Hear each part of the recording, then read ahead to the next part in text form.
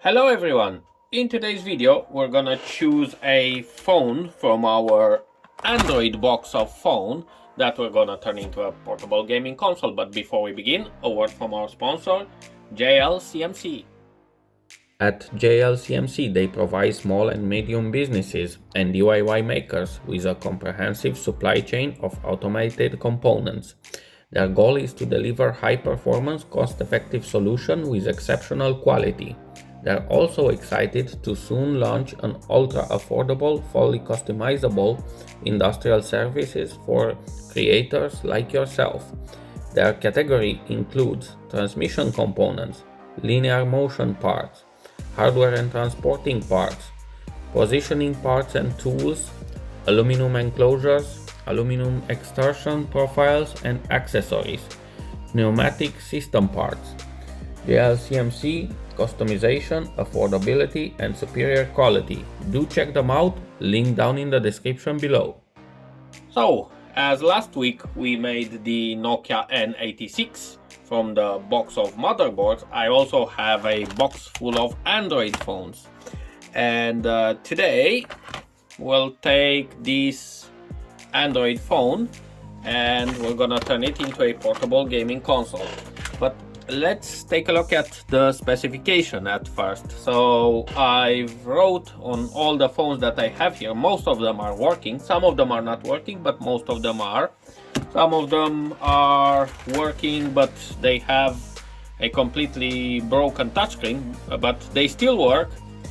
So in this case, this phone has a quad-core CPU running at 1.3 GHz with the Mali 400 GPU. It's a very common GPU for Android phone, with 1 GB of RAM and a screen resolution of 800 by 480, and it's running on Android 5. So with these specifications we should be able to run pretty decent emulators as well as pretty decent PC games. So the case is, well, not in the best shape. The battery cover is broken. I bought it in this condition. I think I paid $2 or $3 for it because I basically bought them all for, I don't know, like 20 bucks or something. So also it doesn't have the plastic of the volume buttons, and also the plastic of the power button is missing. However, if I plug in the charger, let's plug in the charger.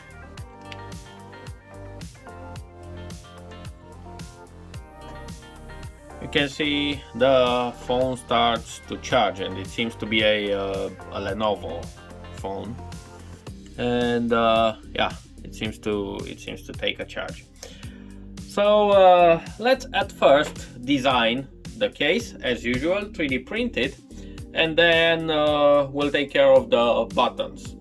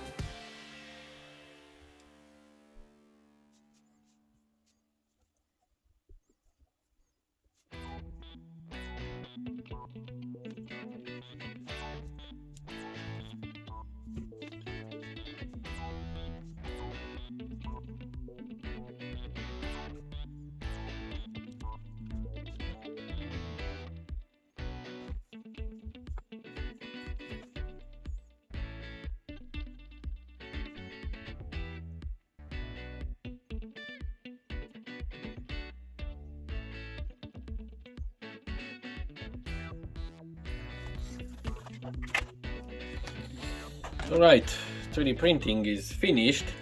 I have to mention that again I forgot to make the space for the volume buttons and the power button. So what I'm going to do in this gaming console, I'm going to use the volume keys as triggers, just to not solder so many wires anymore.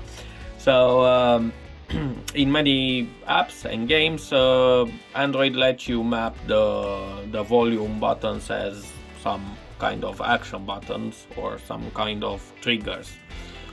So we're gonna put it, the phone will be inside like this, and what we're going to do now for the button, we are going to disassemble again one of our many Bluetooth keyboards that I have here, and I'm going to remove the motherboard and I'm going to solder some buttons on it and put it inside.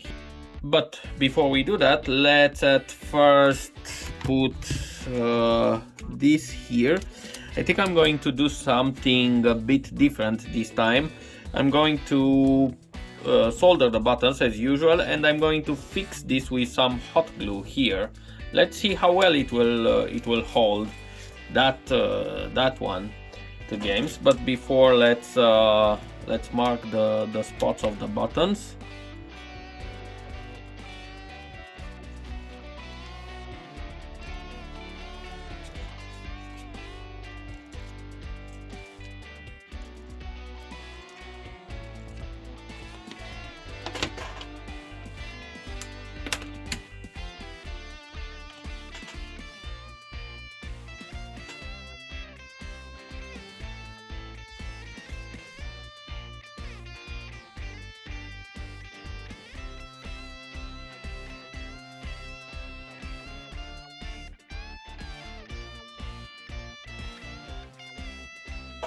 Now, with the button soldered, also I've connected to the keyboard pinouts here.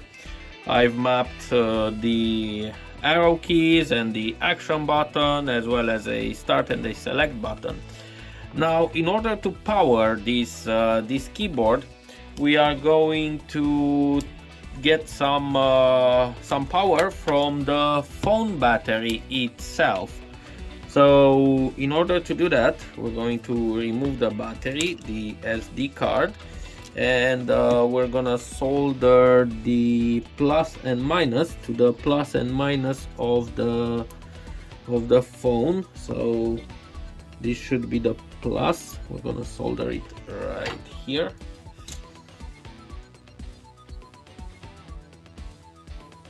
Okay, and this should be the minus.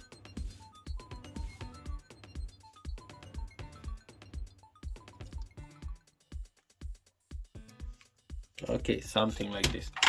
Let's see if it will power on.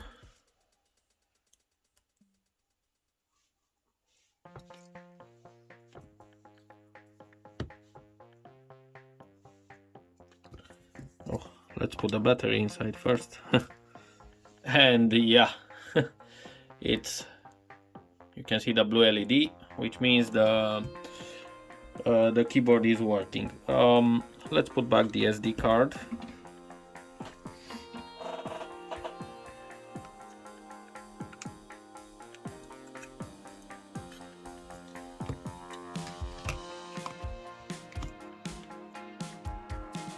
Okay, and let's also turn on the phone, since we did not turn it on yet, but I'm quite sure it's working, because that's why I could find and write his properties.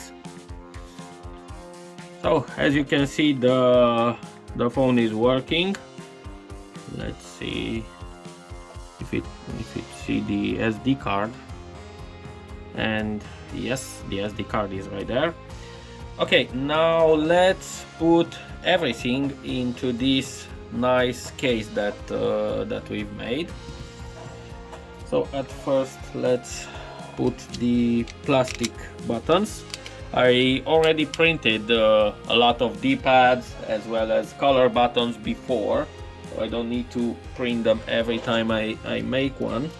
So basically I have all of them here in this box, and whenever I need something, I just take them from the box. D-pads, buttons, different colors, and yeah, everything is just make my work much faster.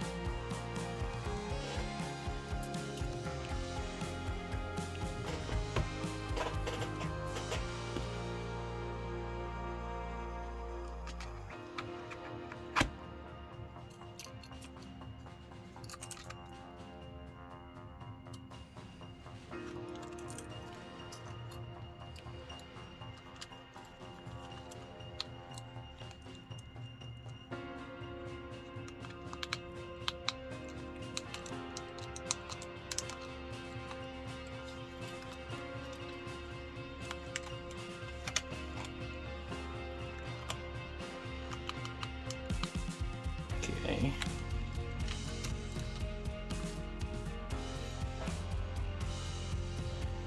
So with hot glue in place and everything set, let's put the back cover.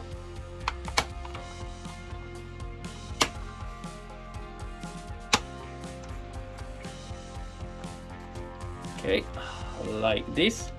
And let's take an overall look on the device. So basically, yeah, these are the buttons. Let's also test them. This is the key U. This is the key E. This is the key O, P. Okay, this is the key W, and this should be enter. Yes. And these are the arrow keys. Basically, I'm not sure. We can test them in RetroArch, but let's first take a look at the whole thing. These are the volume buttons. Basically, you can see the volume up, the volume down, the power button, which acts as a lock and unlock button, the back of the device, and the side. Now maybe some of you wondering why I never put USB-C or whatever, or why I don't let the original charging hole. Usually I don't do that because I charge the battery of the phone outside of the phone with a much faster charger than this phone could actually charge. So instead of waiting, I don't know, like 2 hours to charge the battery, I can charge this battery with a fast charger in about half an hour. That is why usually in all the consoles that I made, I don't use the built-in charger, which is usually a quite slow charger, because yeah, we're using old phones here. So with this being said, let's do the final touch-up. which is this. And let's now go into games. So for that we'll RetroArch here, and we're gonna load the content. Let's start with the NES.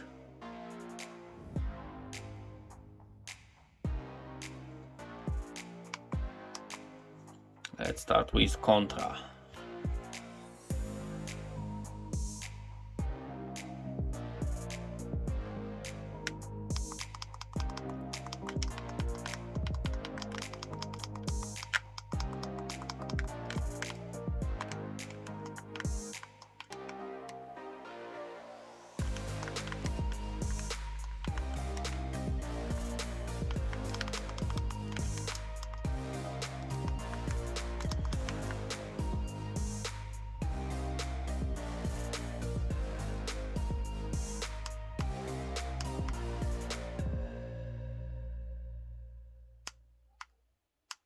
I'm not sure why the sound seems to be turned off, since the volume is at a high level. Let's see why we don't have sound here. Oh, I guess this is...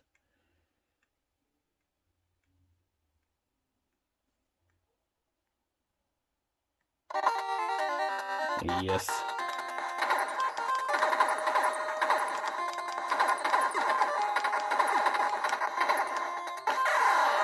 Okay, so that was NES. Let's see something else we can do with RetroArch.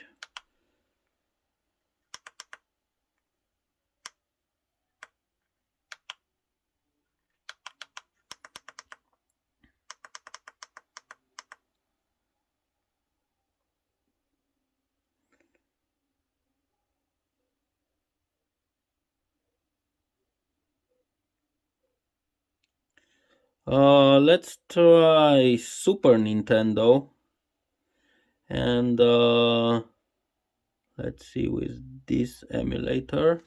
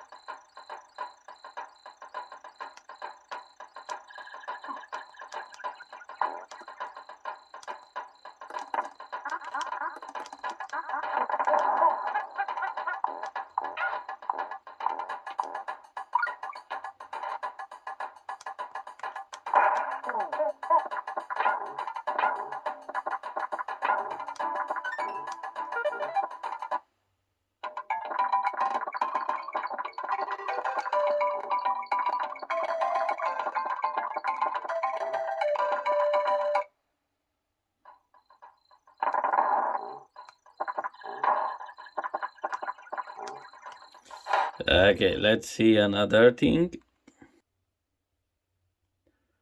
Let's see a Sega Master System game. I'm not sure. Let's try this emulator.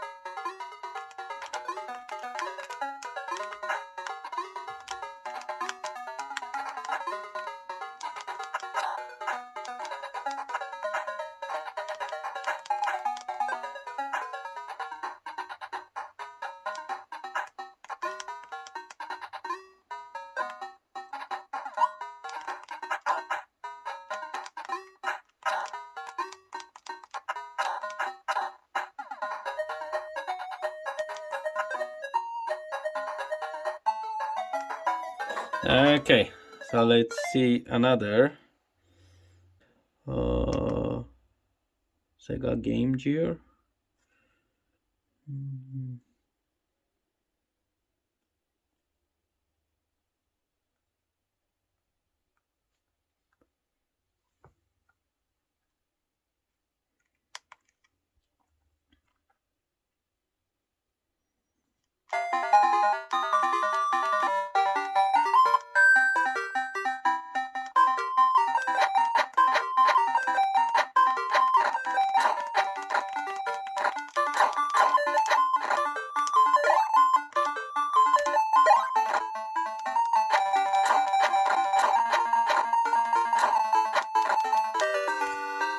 Yeah, Sega Game Gear has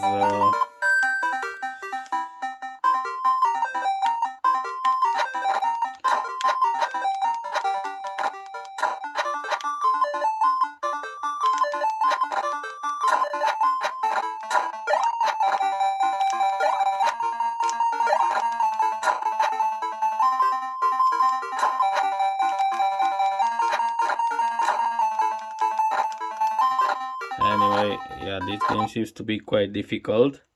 Let's try a Sega Genesis.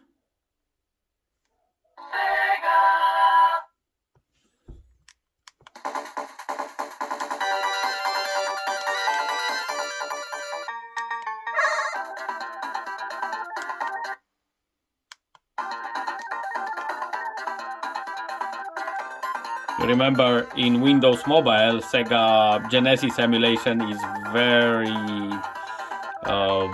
slow, I would say.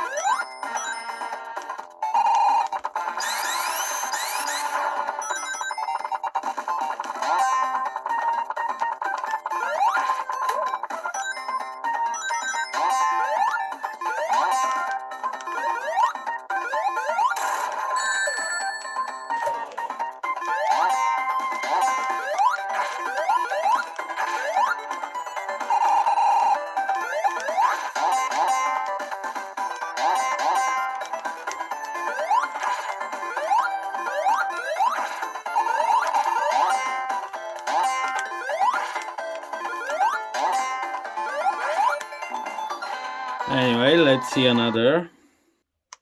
Let's see an Atari game.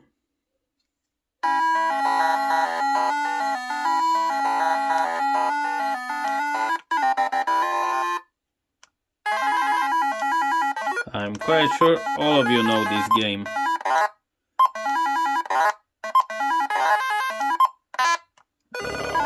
And there I go.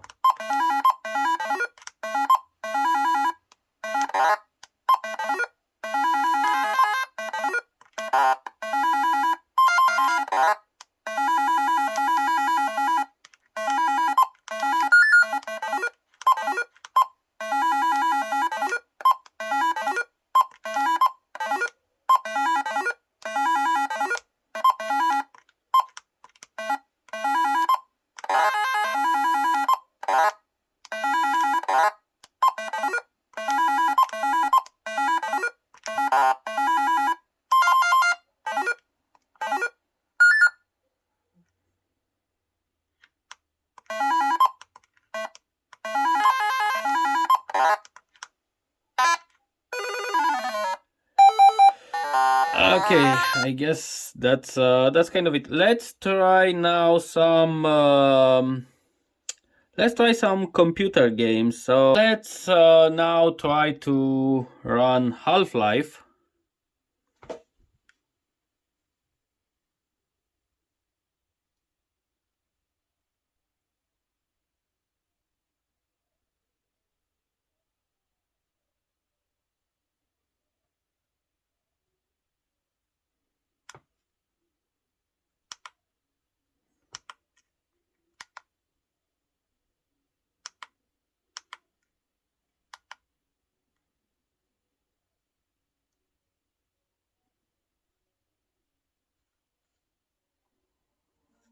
Good morning, and welcome to the Black Mesa Transit System. This automated train is provided for the security and convenience of the Black Mesa Research Facility personnel. The time is 8:47. So I guess we'll skip this intro and we'll continue after it. So here we are, entering the famous Black Mesa. As you can see, the game runs very well. The frame rate is very good. There's just these annoying buttons here on the screen.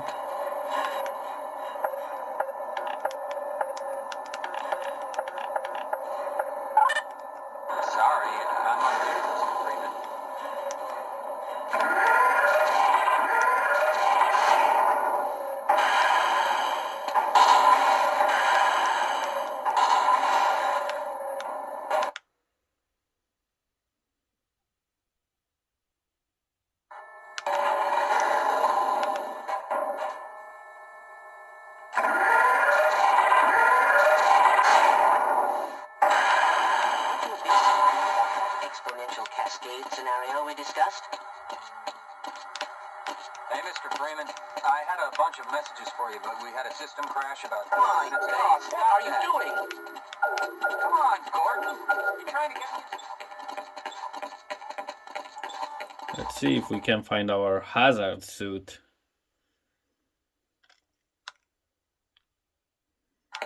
Greetings.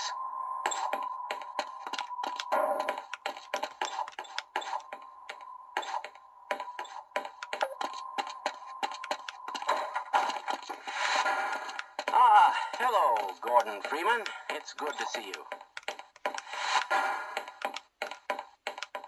Why do we all have to wear these ridiculous ties? Yeah, there it is.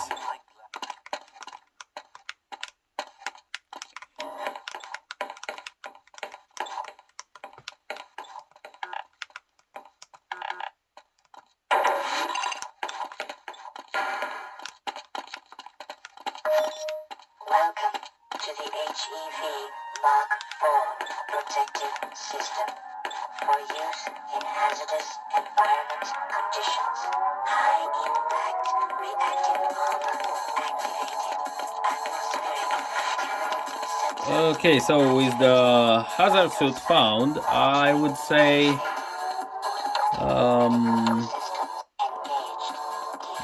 let's see if we can exit the game.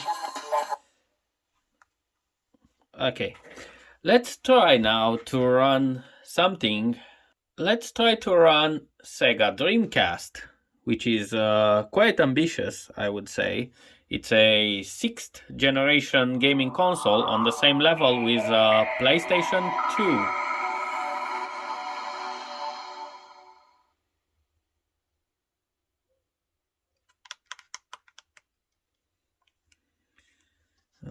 Let's select our refresh rate.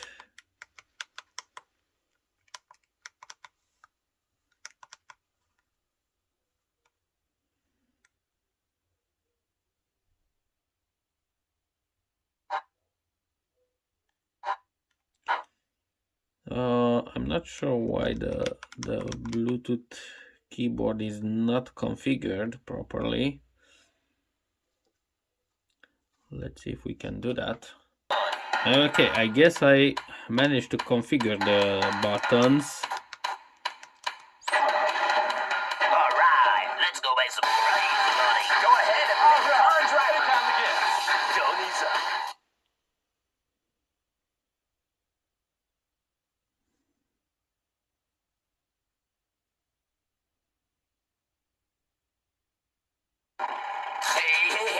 about to make some crazy money. I would say the frame rate is really good.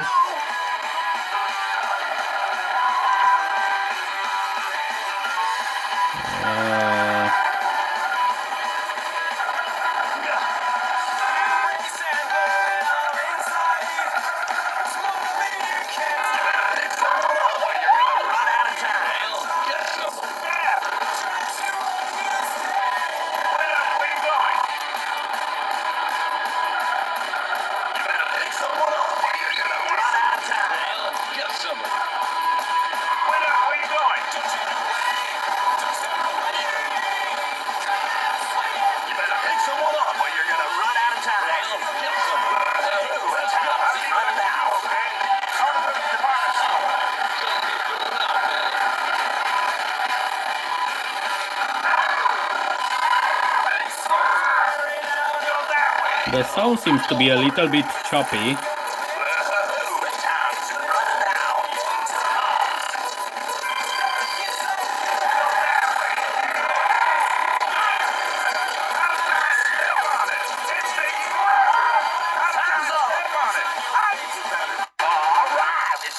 So, I guess I'm not a very good taxi driver. But, all you have to do is drive the yeah, passengers around. well, Think you better track in. with this being said, I would say this is a quite nice gaming console. It feels great, and because we're using an Android phone, we can emulate a lot more than we could with the previous Nokia N86 that we built last week and those Windows Mobile gaming console. So yeah, thanks a lot for watching and see you in the next video.